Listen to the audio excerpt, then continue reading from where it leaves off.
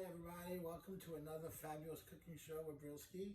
I got Z on the camera, the dog is down here sous chefing it looks like. We're going to do something, one of my all-time favorite dinners, meatloaf, smashed potatoes, and fried Brussels sprouts. Very healthy. And I have some cauliflower puree left over we might use on the bottom of the meatloaf as well.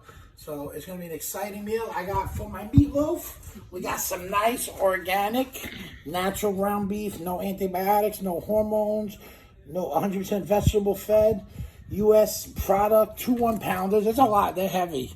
A natural beef. I tried these beef for burgers yesterday. It was really good. I had a medium rare burger in it. It was fantastic. With meatloaf, you have 2 options. You could grind some vegetables in with your meat. If you're grinding stuff fresh, it would be awesome to throw all this in the grinder. We didn't grind our own meat, so we have the option of we can cut the vegetables small, like a dice, and then sweat it or brunoise a little bit so it's not too big. Or the easy option for home is food processor. So check this out, everybody. We're going to put our parsley, our mirepoix of celery, onion, and carrot. Mirepoix is a French word for this mixture of vegetables.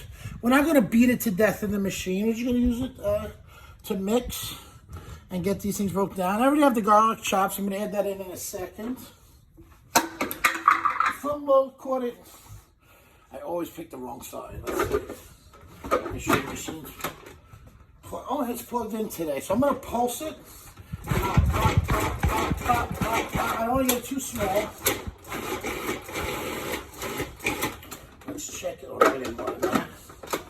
This will help count it. You want it like almost a tiny bit bigger than the meat maybe, and it's going to shrink in the cooking process. You keep an eye on those guys. Let me get my rubber spatula. We're just going to pull like maybe the equivalent of 2 cloves of garlic. It's not meatballs. We're not doing Italian food. Just a little aroma, a little flavor from the garlic. It'll release in the cooking. We don't want this garlicky because it's raw garlic and it's going to cook in with the veg. Oh, that's great. So I took this out. It kind of almost looks like my falafel right now, almost, right? That's what meatloaf is. It's a big meaty falafel. Now, why? Now, I already got, look, my veggies in the food processor. Now, I have an option here. I could easily put this into the mixing bowl, right? Can you get in there and just show them those beautiful chopped veggies, honey? See how nicely pureed up? And we didn't destroy them. So we gave them a little pulse up. You know, so we got some nice aroma, some flavor, some texture going into this meatloaf. And they're going to sweat a little bit in the cooking process. Might as well keep using the food processor and mix the meatloaf, right?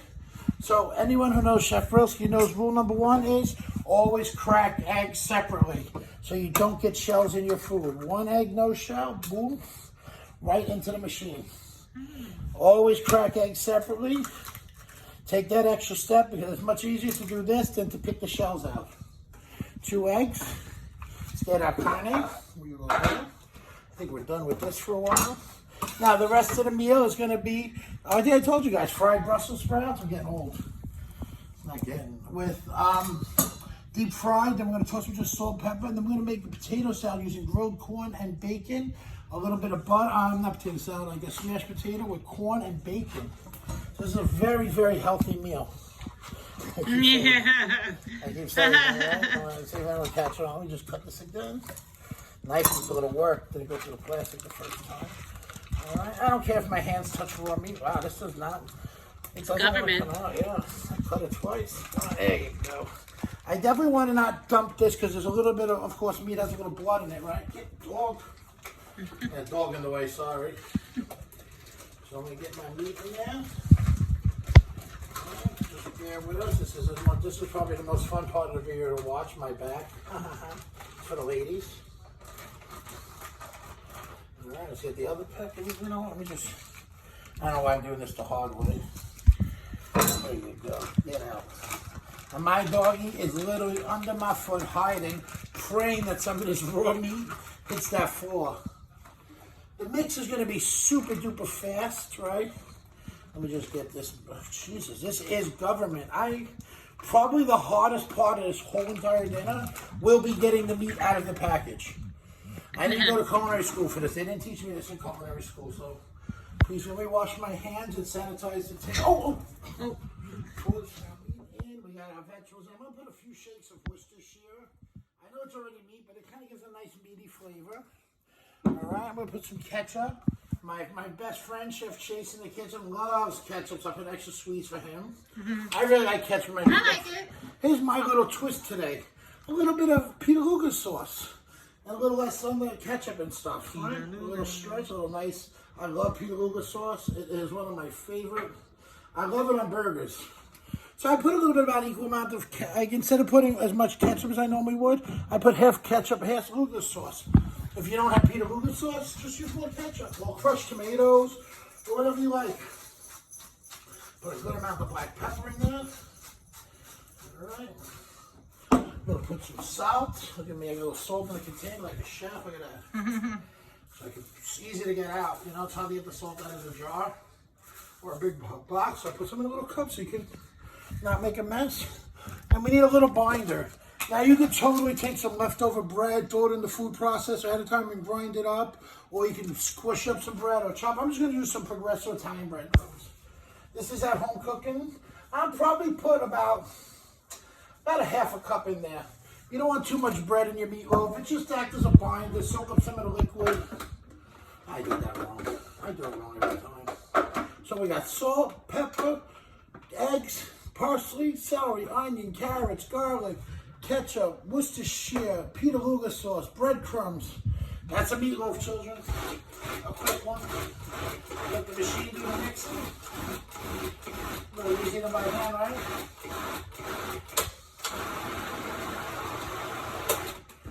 Might have to mix a little bit by hand. We're just getting there with a very thick batch here.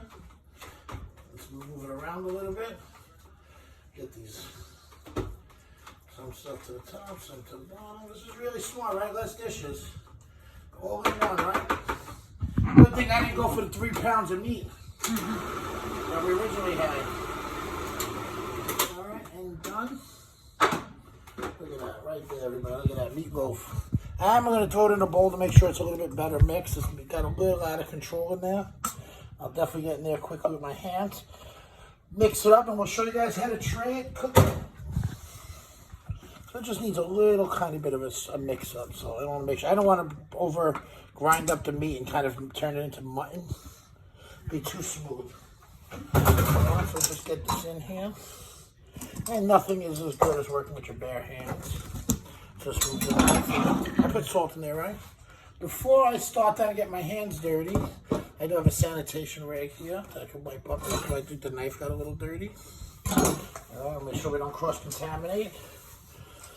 Everybody knows about cross-contamination, right? If there's bacteria on here and bacteria on here and it touches here and then it touches me, now I'm contaminated. So we gotta wipe. These are bleach wipes, see? Keeping it safe and sanitary. No tummy aches in the morning in my house. So we need to bake this, right? So I like... Nice. Make sure you have a tray with sides because you're going to release fat and moisture. If you do this in a flat pizza right here, I mean, so if you did it in something like this, a pizza pan, and all that liquid would spill out into the oven or something. So you want to make sure you have a tray with what we call a lid. All right, I'm going to put a piece of parchment paper down. So it's a non-stick cooking surface, so boom, and it helps with dishes. I think I use every sheet tray I think I ever put in an oven in my home and at work always has parchment paper. I live by this stuff. All right, I move that off to the side. Put that in there. So let's just get this nice and mixed together. Now, if you don't like meatloaf, come over here tonight. You'll love it by tomorrow. My meatloaf is legendarily good. I've turned a lot of people on to meatloaf through his recipes. The thing is, you don't want to have too much filler, too much egg, too much seasonings, just enhancements, right? Vegetables, make it flavorful and better. Garlic, herbs, aromatics, right? Then we put some seasonings, the ketchup, the Worcestershire, the salt, the pepper. So creating a harmonious, beautiful thing. And you see like the vegetables and the meat almost blended? You see how beautiful that is, everybody? Oh my God, this is going to be so... Now you can make these into individuals. Like maybe make 4 little ones, and we're gonna have their own, and you all get crushed that way. What's the best part of meatloaf? Come on, who don't know? So like, what's the best part? Crust. The end. Who doesn't want meatloaf? I just said that like all nervously, like pop quiz. Pop quiz. This bus is going 55 miles per hour. Was that the movie? Yeah. Oh, yeah. So look at that. Now you have, maybe you'll say, Chef, how do I know the meatloaf is good? I'm going to put that in the oven and set it and hope it comes out good. Take it to chips. Now, maybe 20 years ago, I might have eaten it raw. I might have taken that meatloaf, right? Just taste a little bit raw and see how it is. That was the old me, the young me with the cast iron stomach. Old man chef here. He's going to do the smart thing. We're done with you for now. We're going to take a tiny patty. That's way too much. We just want a bite. All right, I'm going to take a little thin, kind of almost as pancake-like piece of this. And you can see, look, it bound. It's not going to fall apart. Now you can tell right away. And it's got proteins and eggs and bread. So even when the vegetables release moisture, it's going to hold. I'll tell you that right now. But we want to make sure it's well seasoned.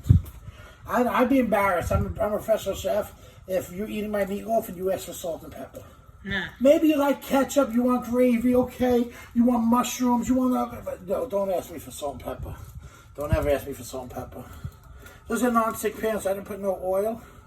I let that cook. Well, I don't know what to do. I gotta let that cook. Let me wash my hands real quick and let's show you guys how we start these potatoes. I love my backside so much. I'm just kidding. That'll cook up in like 2 minutes at the most. So just while it's going, I always like to keep working. So next is our potatoes. These were my lemon butter potatoes the other meal. This meal is going to be butter, a little bit of heavy cream, bacon, and roasted corn, and a little bit of a smash that way. It's going to be chunky, a chunky monkey potato. So you're going to rinse these potatoes first so they can come out of the bag, right? Always make sure you wash your stuff first so you get a nice rinsing too. Make sure they're cooked in clean water. Those little things will make me the best, right? Taking that time, patience. All right. There's enough water to cover the potatoes. You don't need to go crazy. And we're not in a huge rush, so I'll go in like a medium-high heat on my little cooker in the back. Not too fast, not too slow. And don't forget to season your water. Because even though I live in an expensive apartment in Queens, and I was a little mad, they don't come with seasoned water. My apartment does not come with salt or sugar or anything in the water. Just I don't know. You can see it's already getting a little crust. We can just make it like this, little freaking meatloaf patties too. We don't want to wait to bake. Burgers? Yeah, shush. Camera person quiet. Speak when spoken to, camera.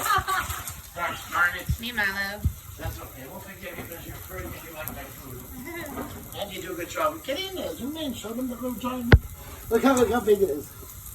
Oh my God. Wait. I'm just having fun. Listen, there's no point in cooking if you don't have fun. All right. Yeah, while that's cooking up, let's just show you how we cut the Brussels sprouts. While you guys are watching, I actually sanitized the knife, sanitized the cutting board.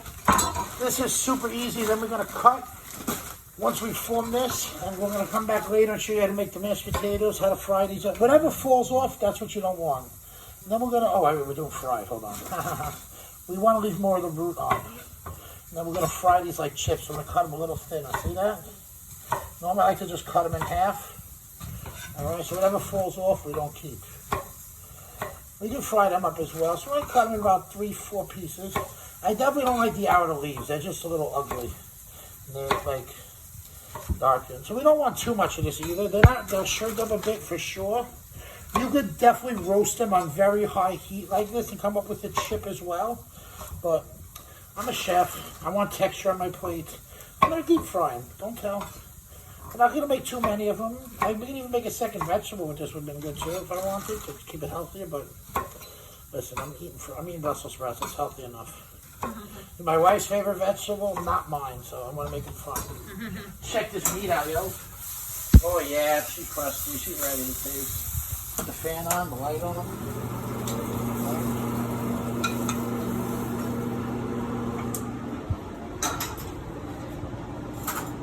Let's not be a savage. Alright. I'll taste first in case it's poisonous.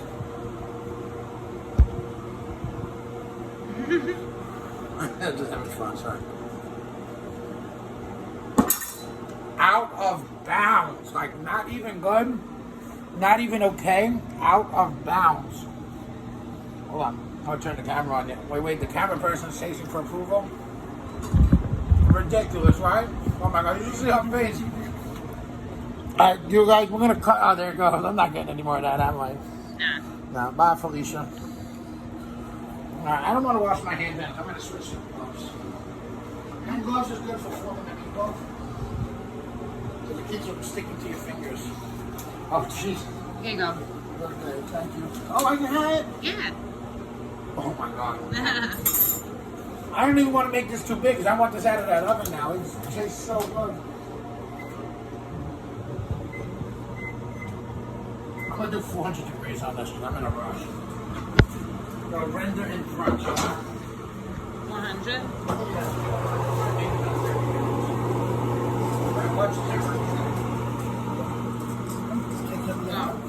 So we got our mixed meat. Now let's roast it. Look at that, clean. Like I said, just slap it. You want to knock air out and then form it. You want to let your meatloaf, right? So I get out those cracks. You see that? And then kind of form. I don't want it to be too skinny. We want a meatloaf, not a meat the pancake, huh? I'm silly, sorry. Now, you could do crazy things. You could stuff your meatloaf with eggs, cheese. I saw something on the Instagram the other day where they took this and they put it like they went like this kind of. Then they put ham and cheese and eggs and crazy things. They look good, but I'm like, I like just meatloaf to taste like meatloaf. Yeah. I'm a purist. I want my food to taste like. I'm just showing you guys you do have options, right? Yeah, just make sure you get the cracks out. You want it tight. You don't want this like all cracked. That's why they usually use what's called a loaf pan and to make meatloaf. But most chefs know, or in the know that your meatloaf always comes out better baked on a sheet than in a loaf pan because you got more even surface area, more of a crunch on the outside. Loaf pan, only this is exposed to the oven. So all this just boils and steams. While with a meatloaf in a tray like this, you get more golden brown color, more crust. All right, just more texture, I think. And the fat renders out better. It doesn't boil in its own fat. Right? Did I go these explanations? I should definitely go into cooking one day. Right. And if it doesn't come out good, we can always just eat the dog's food. It's raw, fresh, frozen food. I spent more money on the dog's food this week than my own. $140 on dog food, and I had a $6 sandwich for lunch. So y'all know what my priorities are, right? All right, so we're gonna get this in the oven. We're gonna continue cutting the Brussels sprouts. We're gonna boil those potatoes till they're done, and then we'll bring you back for some finish up. Finish this meal up super quick. Meatloaf, check this bad boy out. She is beautiful. Beautiful ends, nice crust. We did put a touch of ketchup on it, a very thin layer, and just kind of let it caramelize on the last 5 minutes of cooking. We got our cut Brussels sprouts, our potatoes almost ready for smashing. They'll be ready in about 4 to 5 minutes. And that's about how long these are. Now this is going to be a little scary. All right, the camera's going to step back. I got the fryer. You don't want it too crazy high. Probably around 335. I'm going to carefully put in these Brussels sprouts so I don't blow up in my face. See? Ooh. They definitely pop a little.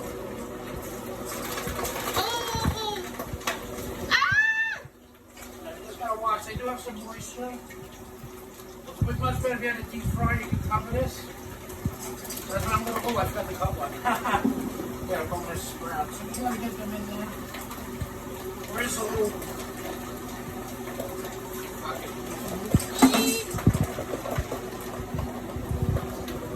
Ooh, it's scary, right? Once it stops, once I get absorbed, it's all right. I clean the stove every night, doesn't matter. Careful when you flip them over. Just let them cook. They're going to cook really fast. Like, this is crazy. Then we're just going to toss them in a drain them, salt, pepper, and done. Bada bing, bada boom. Crispy element. I'm going to show you how to smash these potatoes with a tiny bit of heavy cream, a good amount of butter. Then we're going to throw in the corn. We got the corn. We got the cooked, chopped up bacon. Like, not too small, but all bacon bits. You want almost the size of the corn. Look, see? See that? Look at that together. So cute. Oh, these are some fried Brussels sprout scraps from earlier I made. I made them a little too salty. So we're fixing, we're not going to do that again. I give them a little flipsy over. little more heat in there. And you know, notice I didn't overcrowd the oil, even though it would have been easier just to get them over in and get that burning out of the way once. You know, if I was a little less lazy, I'd probably just use the lid when I put them in for a second so it wouldn't pop, but then I'd have to wash another dish. I already got to clean the stove. I can just take a ring. Look at that oil. That oil's going. Potatoes are boiling. Meat's done. All right, come back in a minute. We'll show you how to do these papas. All right, so they got nice and golden brown. Look at that. Look at that pretty, right? Look at that little flipsy potatoes. I had to pull out the scrappies first. Flush out some of the little pieces as I'm straining. The little bigger pieces another few seconds. It's looking really pretty. How nice. It took about, what, 3 to 4 minutes at the most. I had a little bit of a late dinner here tonight at the roasting. It's 8:30. But I ran some errands today at a doctor's appointment, so it's all good. It's looking good. I'm almost done with the meal. It's about 5 minutes of preparation, almost enough. I'm going to do one more small batch of Brussels. I don't think once we start eating these, they're like addictively, like amazingly salty treat almost. This is like the definitely best replacement for potato chip ever. Alright, so I'm just going to toss this real quick, just so y'all can see it. Ooh, it's hot. Just a tiny bit of salt. Alright, I'll drain them, and that's it.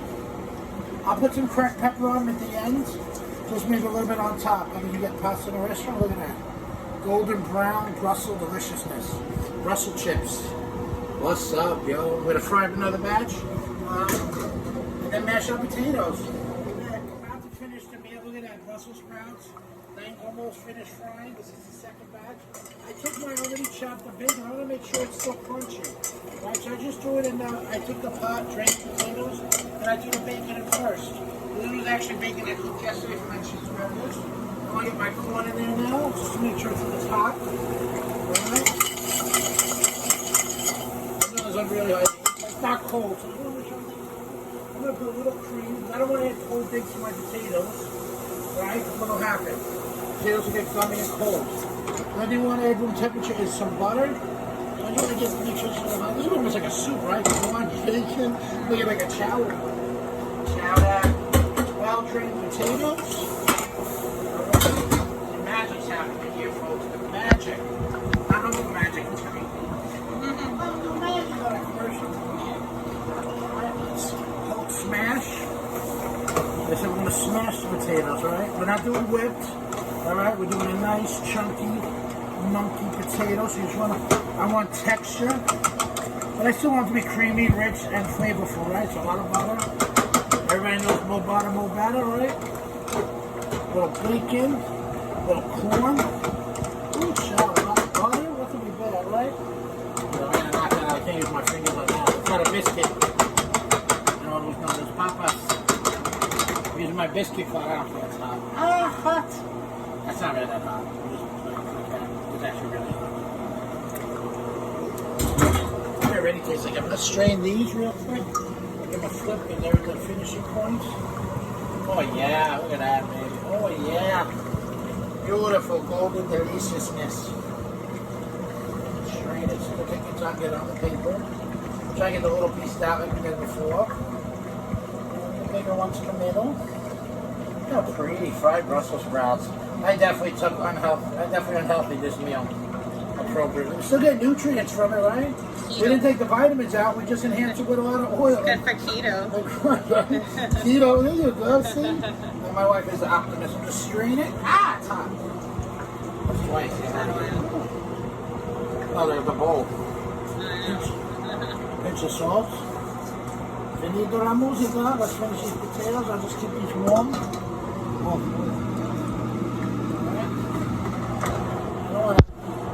Like I said, I want these kind of chunky. Nice and buttery. Look at that, it's pretty. Oh, I should have cut up some chives for this. If I could get chives. Ooh, look at that. How good is that with everybody? It needs some green though. So we got our smashed chunky potatoes, definitely.